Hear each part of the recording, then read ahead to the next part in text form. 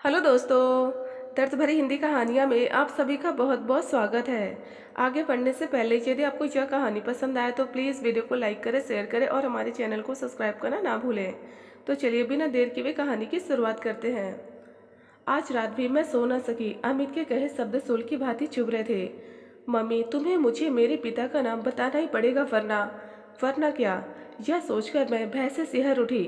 अमित मेरा एकमात्र सहारा था। उसे खोने का मतलब जीने का मकसद ही खत्म हो जाना। बड़ी मुश्किलों से गुजरकर मैंने खुद को संभाला था, जो आसान न था। एक बार तो जी किया कि खुद को खत्म कर लूं। मेरी जैसी स्त्री को समाज आसानी से जीने नहीं देता। इसके बावजूद जिंदा हूँ तो इसका कारण मेरी जिजीविषा थी। अनायास मेरा मन अतीत के पन्नों पर अटक गया। तब मैं 14 साल की थी। भले यह उम्र कामलोलोपों के लिए वासना का विषय हो, परंतु मेरे लिए अब भी हम उम्र लड़कियों के साथ खेलना कूदना ही जिंदगी था। अपरिपक्व मन क्या जाने पुरुषों की नजरों में छिपे वासना का जहर। मेरे ही पड़ोस का युवक आनंद मेरी हम उम्र सहेली का भाई था। एक दिन उसके घर गई। उस रोज मेरी सहेली घर पर नहीं थी। घर में दूसरे लोग भी मौजूद नहीं थे। उसने मुझे इशारों से अपने कमरे में बुलाया। यह मेरे लिए सामान्य बात थी। जैसे ही उसके कमरे में गई उसने मुझे बाहों में जकड़ लिया। साथ में रंजना के गालों पर एक चुम्बन जड़ दिया। यह सब कुछ अप्रत्याशित था। रंजना घबराकर उसकी पकड़ से छूटने का प्रयास करने लगी। जैसे ही उसने अपनी पकड़ ढीली की मैं रोने लगी। वह मेरे करीब आकर बोला, तुम मुझे अच्छी लगती हो, आई लव यू। मैंने अपने आंसू पोंछे घर आई। इस घटना का जिक्र भयवश किसी से नहीं किया। आज इसी बात का दुख था। काश इसका जिक्र अपने माँ बाप से किया होता तो निश्चय ही वे मेरा मार्गदर्शन करते और मैं एक अभिशापित जीवन जीने से बच जाती। बहरहाल वह मुझे अच्छा लगने लगा। उम्र की कशिश थी। रंजना अक्सर किसी न किसी बहाने सहेली के घर जाने लगी। एक दिन वैसा ही एकांत था जब उसने रंजना के शरीर से खेला। रंजना न करती रही, मगर वह कहाँ मानने वाला था। रंजना बुरी तरह डरी हुई थी। घर आई, अपने कमरे में जाकर चुपचाप लेट गई। रह रहकर वही दृश्य रंजना के सामने नाचता रहा। सुबह नींद खुली तो माँ ने रंजना की तबीयत का हाल पूछा। तब रंजना ने बहाना बना दिया कि मेरे सिर में दर्द हो रहा था। यह सिलसिला कई माह चला। असलियत तब पता चली जब रंजना के अंदर माँ बनने के संकेत उभरे। माँ को काटो तो खून नहीं, अब करे तो करे क्या? पापा को तो बताना ही पड़ेगा। उस समय घर में जो कोहराम मचेगा उसका कैसे सामना करेगी? वे रोमांसी हो गई। उनका दिल बैठने लगा। मुझे कोसने लगी। उन्होंने मुझे मारा पीटा भी। पर उससे क्या होगा? जो होना था वह हो चुका था। वही हुआ जिसका डर था। पापा ने माँ को खूब खरी खोटी सुनाई। कैसी माँ हो जो जवान होते बेटी पर नजर न रख सकी। वे मेरा गला घोटने जा रहे थे। माँ ने रोका। पापा कैसे थे, कैसे हो गए? कहाँ मेरे लिए हर वक्त एक पैर पे खड़े रहते थे। मेरा जरा सा भी दर्द उनसे सहा न जाता था। आज वही पापा मेरी जान लेने पर उतारू हो गए। मैं रोई जा रही थी। उस रोज किसी ने खाना नहीं खाया। सब मेरे भविष्य को लेकर चिंतित थे। इस लड़की ने मुझे कहीं का न छोड़ा। मैंने पापा को इतना हताश कभी नहीं देखा था। क्यों न इस मामले में अपने भाई से राय ली जाए? माँ बोली, पागल हो गई हो? किसी को कानों कान खबर नहीं लगनी चाहिए कि तुम्हारी बेटी के साथ ऐसा हुआ है, वरना मुंह दिखाने लायक भी नहीं रहोगी। इसका मतलब यही था कि पापा ने आनंद के परिवार वालों के बीच में इस सवाल को उठाना उचित नहीं समझा। वे जानते थे कि कुछ हासिल नहीं होगा, उल्टे समाज में बदनामी होगी। सो अलग तब क्या होगा? जो कुछ करना होगा हम दोनों आपस में ही सलाह मशवरा करके करेंगे। कल सुबह सबसे पहले किसी महिला डॉक्टर से मिलना होगा। फिर जैसा होगा वैसा किया जाएगा। मम्मी को पापा की राय उचित लगी। अगली सुबह दोनों लेडी डॉक्टर के पास गए। लेडी डॉक्टर ने गर्भपात कराने से साफ मना कर दिया। बोली, समय काफ़ी निकल चुका है, जान का खतरा है। हर तरीके से पापा ने डॉक्टर से मिन्नतें की, मगर वे टस से मस न हुई। भरे कदमों से दोनों वापस लौट आए। अब एक ही रास्ता था, या तो मुझे मार डाला जाए या फिर कहीं दूर चले जाएं और इस बच्चे को जन्म देकर छोड़ दिया जाए। माँ के साथ नागपुर से मैं मुंबई आकर एक फ्लैट लेकर किराए पर रहने लगी। मुंबई इसलिए ठीक लगा क्योंकि यहाँ कोई किसी के बारे में जानने की कोशिश नहीं करता। 9 महीने बाद मैं एक बच्चे की माँ बनी। इससे पहले कि मैं उसकी शक्ल देखूं, माँ ने पहले से ही एक परिचित जो निसंतान थी को देकर छुट्टी पा ली। बाद में पापा भी अपना तबादला मुंबई करवा लिए। मैंने अपनी पढ़ाई लिखाई फिर से शुरू कर दी। इसके बावजूद मेरी आंखों से मेरे अतीत का दुःस्वप्न कभी नहीं गया। जब भी सामने आता तो बेचैन उठती। 24 साल की हुई तो माँ ने मेरी शादी कर दी, इस नसीहत के साथ कि मैं कभी भी अपने बीते हुए कल की चर्चा नहीं करूँगी। यह मेरे ऊपर तलवार की तरह थी। हर वक्त मैं इस बात को लेकर सजग रहती कि कहीं मेरे पति को पता न चल जाए। पता चल गया तो क्या होगा, यह सोचती तो भय की एक सिहरन मेरे जिस्म पर तैर जाती। स्त्री के जिनके दांतों के बीच जीभ की तरह होती है, यही काम पुरुष करता तो न तो समाज उसे कुछ कहता, न ही उसे कोई अपराध बोध होता। उल्टे वह अपनी मर्दानगी का बखान करता। ऐसा ही हुआ होगा जिसने मेरे जिस्म से खेला। आज निश्चय ही वह शादी ब्याह करके एक शरीफ इंसान का लबादा ओढ़े समाज का सम्मानित आदमी बनकर घूम रहा होगा, जबकि मैं हर वक्त भय के साए में लिपटी एक अंधेरे भविष्य की कल्पना के साथ। इसे विडंबना ही कहेंगे, जो हमारे समाज के दोहरे मापदंड का विद्रूप चेहरा है। 6 महीने मुश्किल गुजरे होंगे जब मेरे पति मेरे चरित्र पर सवाल उठाकर तलाक का फरमान सुना दिया। ऐसा क्या देखा और सुना जो उसे मेरा चरित्र संदिग्ध लगा। कहने लगा, तुम बिन ब्याही बच्चे की माँ हो। इस सवाल पे मैं सन्ने रह गई। मेरे बुरे समय ने यहाँ भी मेरा पीछा न छोड़ा। पहले तो खुद को संयत किया, फिर बोली, इतने बड़े आरोप के पीछे आपके पास सबूत क्या है। कहने लगा कि जिस अस्पताल में तुमने बच्चा जना था उसकी नर्स मुझे जानती थी।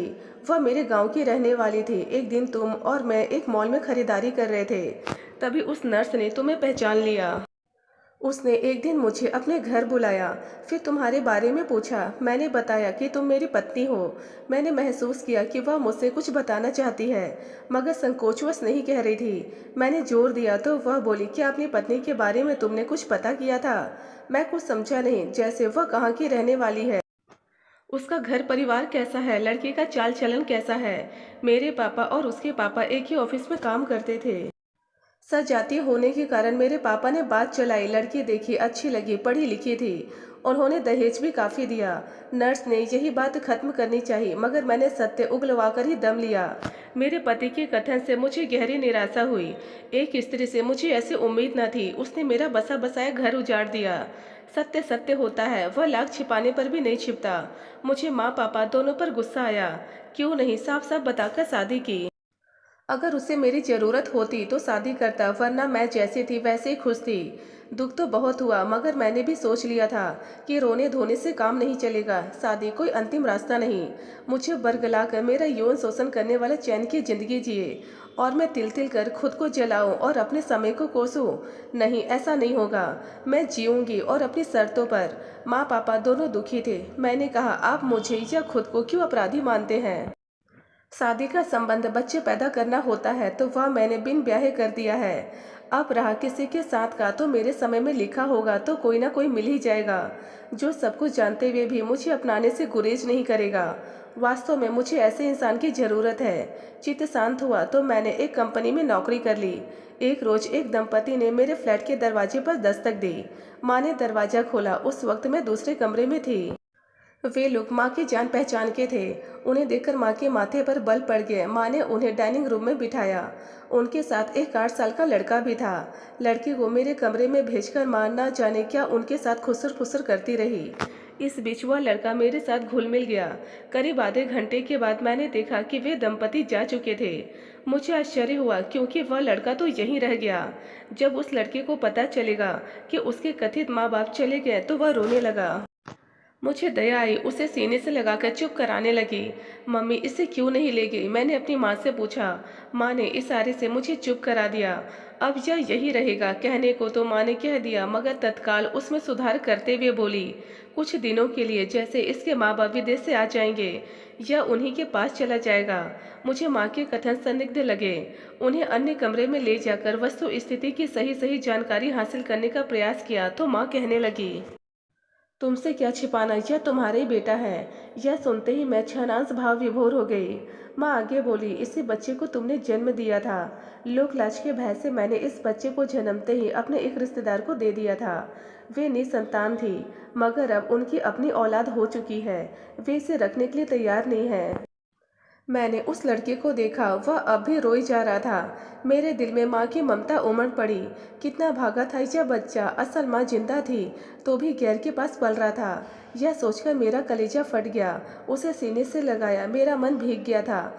वह लड़का मेरे लिए अंधेरे में चिराग की तरह था। कुदरत को मैंने लाख लाख धन्यवाद दिया, जिसने मुझे जीने का मकसद दे दिया। मैंने बच्चे का नाम पूछा तो उसने अमित बताया। जब वह शांत हुआ तो माँ ने मुझे एकांत में बुलाकर दबे स्वर में कहा, अभी इसके सामने तुम्हें माँ बताना मुनासिब नहीं होगा। तुम इसे इतना प्यार दो कि वह अपने पूर्व माँ बाप को भूल जाए, फिर मौका देकर बता देना कि तुम इसकी असली माँ हो। क्या वह मानेगा? क्या वह यह नहीं पूछेगा कि मैं इतने दिन कहाँ रही, मेरे पिता कहाँ हैं? तब तब की तब देखी जाएगी। अभी मैं जैसा कह रही हूँ वैसा ही करो। माँ ने यह कहा तो मुझे उनसे तर्क करना मुनासिब न लगा। मैं कमरे से बाहर ड्राइंग रूम में आई, उसके करीब आकर प्यार से पुचकारते हुए बोली, मैं तुम्हें अमित नाम से पुकारूं तो कैसा लगेगा?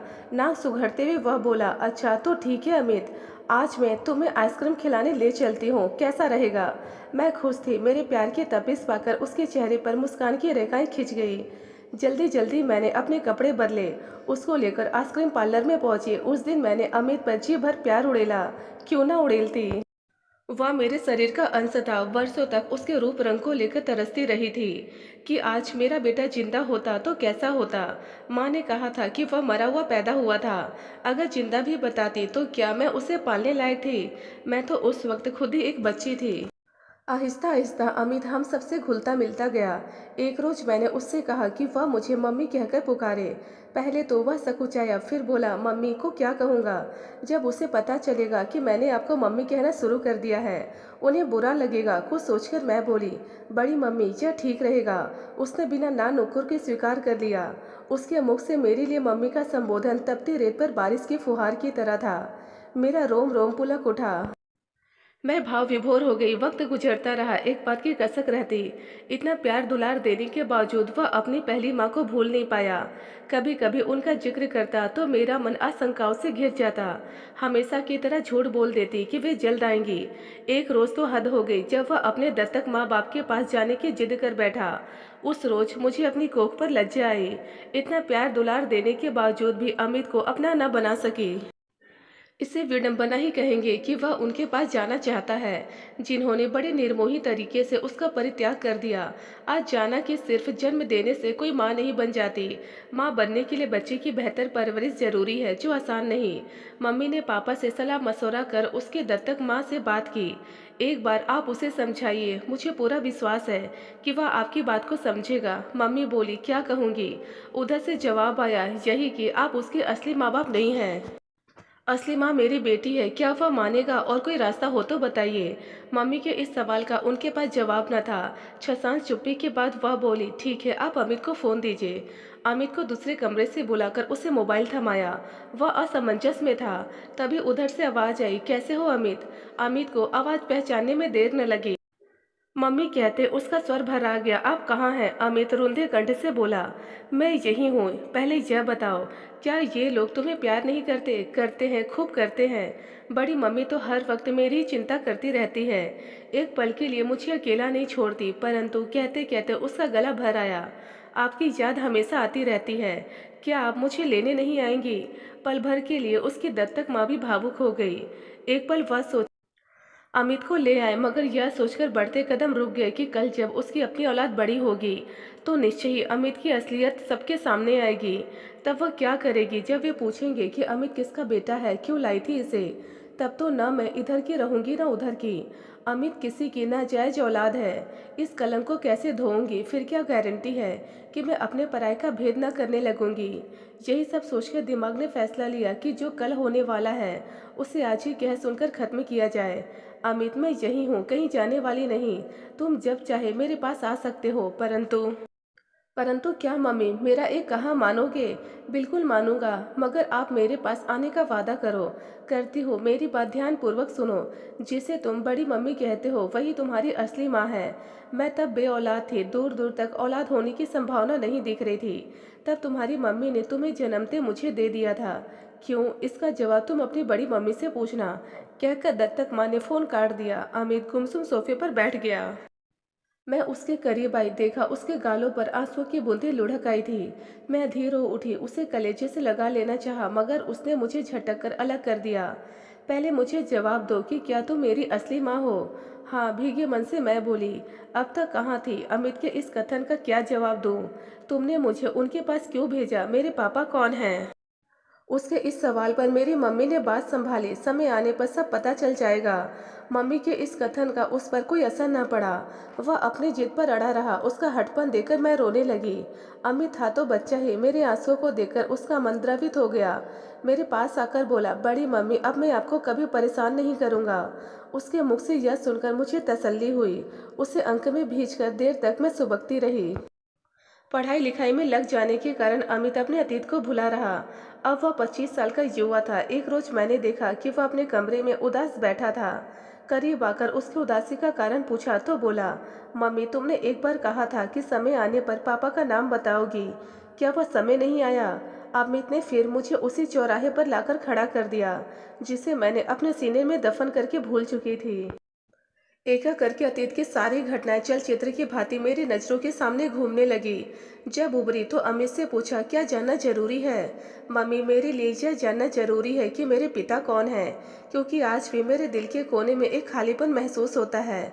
यह खालीपन उस पिता के लिए है जिनका मैंने कभी मुख तक नहीं देखा। यदि वे जीवित नहीं हैं तो कोई बात नहीं, बस उनका परिचय बता दो। अमित समझदार हो गया था। समझदार बेटे को भ्रमित करना आसान न था। मैंने आत्मचिंतन किया तो पाया कि आज नहीं तो कल मुझे इस सत्य से अमित को परिचित करवाना ही पड़ेगा। वह कल आ गया, अब ना बताऊंगी तो वह मुझ पर शक करेगा। इस तरह से उसकी नजरों में मेरा चरित्र संदेहास्पद हो जाएगा, जो किसी भी स्थिति में उचित न होगा। कोई भी रिश्ता ईमानदारी पर टिकता है, फिर वह चाहे माँ बेटे का हो या पिता पुत्र का। जिन रिश्तों की बुनियाद शक पर टिकी हो, उनका बिखरना तय है। मेरे लिए अमित ही सब कुछ था। मैं अमित को खोना नहीं चाहती थी, सो एक एक करके मैंने उस उम्र में घटी सारी घटनाओं का खुलासा कर दिया। वे करते क्या हैं मुझे नहीं मालूम, बस इतना जानती थी कि उनका परिवार बहुत अमीर और संपन्न था। उन्होंने आपसे शादी क्यों नहीं की? मेरे मम्मी पापा जानते थे कि वे लोग काफ़ी अमीर हैं। वे इस रिश्ते को कभी स्वीकार नहीं करेंगे। बिना वजह बदनामी होगी, इसलिए उन्होंने कभी पहल नहीं की। अब अमित को निर्णय लेना था कि वह इसे किस रूप में लेता है। उसके चेहरे के बनते बिगड़ते भावों को देखकर लगा कि वह अंदर से बेचैन था। यह देखकर मैं डर गई, कहीं कोई ऊंच नीच न कर बैठे। तब तो मैं कहीं की न रहूंगी। आधा घंटा गुजर गया। अमित ऐसे गुमसुम किन्हीं बेख्यालों में खोया रहा। मैं उसके करीब बैठी रही। दुखद स्मृतियां मन पर बोझ होती हैं, बेशक कहकर मैंने अपना बोझ हल्का कर लिया। इसके बावजूद मन के एक कोने में भविष्य को लेकर आशंकाएं हिलोरे मार रही थी। मेरा भविष्य अमित था। यदि अमित को कुछ हो गया तो मैं कहीं की न रहूंगी। यह सोचकर मैं बुरी तरह भय से कांप गई। उठकर किचन में गई, अमित के लिए एक गिलास पानी लाई। गिलास उसकी तरफ बढ़ाया। गिलास पकड़ते हुए उसने एक नज़र मेरी तरफ देखा। उसकी नज़र में मैंने एक बदलाव देखा जो आशाजनक लगा। मैंने एक निश्चय किया है, उसके कथन ने मुझे संशय में डाल दिया। मम्मी, जिसने तुम्हारी जिंदगी बर्बाद की है, मैं उसे दंड दिलाना चाहता हूँ। क्या तुम इसके लिए तैयार हो? मेरे लिए यह आशा की किरण की तरह था। अमित को लेकर जैसा सोचा था वह उसके विपरीत निकला। यह मेरे लिए सुकून की बात थी। वहीं यह सोचकर दिल बैठने लगा कि फिर से गड़े मुर्दे उखाड़े जाएंगे। जिन्हें नहीं पता होगा वे भी जान जाएंगे। ऐसे में जो सामाजिक रुसवाइयाँ होंगी उनका कैसे सामना करूंगी? मम्मी, ज़्यादा सोच विचार की जरूरत नहीं। जब मुझे परेशानी नहीं तो आप क्यों परेशान हैं? मैं उस व्यक्ति को बेनकाब करना चाहता हूँ जिसने हम दोनों की जिंदगी तबाह की है और खुद इज्जत की जिंदगी जी रहा है। फिर भी लोग क्या कहेंगे? मैं बोली, इसकी चिंता अब क्यों कर रही हैं? जिसे छिपाना था उसे तो छिप ना सका, यानी मुझसे। तो समाज से क्या छिपाना? सच सामने आएगा तो निश्चय ही लोग हमारी तारीफ करेंगे। समय बदल रहा है। अमित के कथन से मुझे बल मिला। क्यों स्त्री हमेशा पुरुष के व्यभिचार को सहे, कुकर्म पुरुष करे और ताउम्र स्त्री छिपाए, बिन अपराध के अपराध बोध के बोझ को ढोए?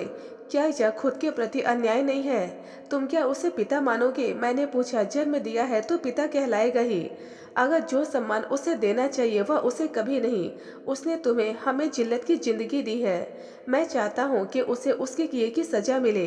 अमित के दृढ़ निश्चय के सामने मैं नतमस्तक हो गई। मेरे मन से दुविधा की धुंध छट चुकी थी। एक लंबी लड़ाई के लिए हम माँ बेटे संघर्ष के रास्ते पे चल पड़े। यह इतना आसान नहीं होगा, वे बड़े लोग हैं, आपको पहचानेंगे ही नहीं। हो सकता है रुपयों का लालच दे, तिस पर नहीं मानी तो जान से मारने की धमकी दे।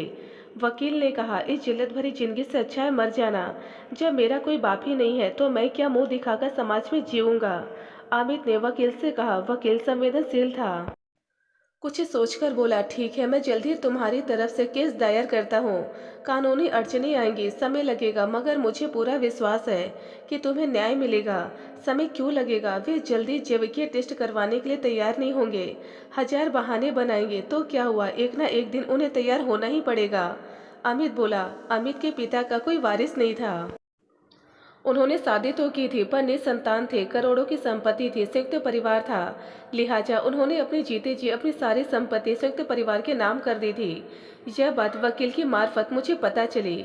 विडंबना देखिए, जिससे औलाद हुई वह संबंध अवैध था, वहीं जो वैध था उससे कोई संतान ही नहीं। आनंद को नोटिस मिली तो वे बेहद विचलित हो गए। इस उम्र में उनके दामन पे दाग लगे, यह उन्हें गवारा न था। पहले तो छिपाया, मगर छिपा न सके। सबको पता चल जाएगा कि उन्होंने कुंवारेपन में एक लड़की का यौन शोषण किया था। वे भूल चुके थे। वे तो यह भी नहीं जानते थे कि मैं एक बच्चे की माँ हूँ। सोचे होंगे कि यदि मैं माँ बनी भी होगी तो कौन कुंवारी माँ बनना चाहेगा, लिहाजा एबॉर्शन करवाकर छुट्टी कर ली होगी। पर नियति को तो कुछ और ही मंजूर था। बदनामी के भय से उन्होंने मेरे वकील को अपने घर बुलाया। वकील ने मेरे हक की बात की। वह झूठ भी तो बोल सकती है, एक करोड़पति आदमी की संपत्ति पर हक जताने के लिए ऐसा कर रही हो। आनंद बोले, इसके लिए जैविक टेस्ट है ना, दूध का दूध और पानी का पानी हो जाएगा। वकील बोले, वैसे एक रास्ता है। वकील ने आगे कहा, वह क्या। आनंद की सोच पर बल पड़ गए। आप अच्छी तरह जानते हैं कि वह कौन है, इसलिए मैं आपको यही राय दूंगा कि उसे स्वीकार कर लीजिए। बिना वजह कोर्ट में उल्टे पुल्टे सवाल पूछे जाएंगे, उसके बाद जैविक टेस्ट होगा, फिर आपको उसे स्वीकार करना ही पड़ेगा। ठीक है, मगर मेरे परिवार वाले कैसे मानेंगे कि वह मेरा ही पुत्र है। उन्हें पुख्ता सबूत चाहिए। मेरी भी शंका का समाधान होना चाहिए, यानी आप अमित को पुत्र के रूप में स्वीकार करने के लिए तैयार हैं। कुछ सोचकर आनंद बोले, अपनी औलाद का मोह किसे नहीं होता। उनका स्वर नम्र पड़ गया। कहने को तो मेरे चचेरे भाई भतीजे बहुत है, मगर मेरा अपना कहने वाला कोई नहीं। आनंद के कथन से लगा कि उन्हें संतान न होने की कसक थी। कोर्ट के फैसले के तहत पिता व पुत्र का जैविक टेस्ट हुआ। रिपोर्ट पॉजिटिव थी। जानकर हम दोनों की खुशी की सीमा न रही। आनंद को अमित को पिता का नाम देना ही पड़ा। चचेरे भाइयों ने अमित का भरसक विरोध किया। उन्होंने अपने वकील से भी राय ली, यदि उन दोनों के शारीरिक संबंध से कोई संतान होती है तो कानूनन जीवी के पिता की संपत्ति पर उस संतान और उसकी मां का पत्नी के समान हक है। यह नियम लिव इन रिलेशन में भी लागू होता है। वकील ने समझाया, शादी न हुई हो तब भी। चचेरे भाई ने पूछा, हाँ तब भी, वह स्त्री पत्नी के रूप में ही जानी जाएगी।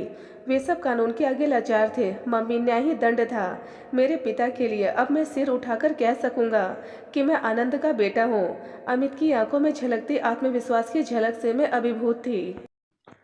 और उनकी करोड़ों रुपयों की संपत्ति के मालिक तुम ही होगे। वकील साहब अचानक कमरे में दाखिल हुए। नहीं सर, मुझे संपत्ति का कतई लालच नहीं है। मैं सिर्फ अपने उस कलंक को धोना चाहता था जिसका अपराधी मैं था ही नहीं।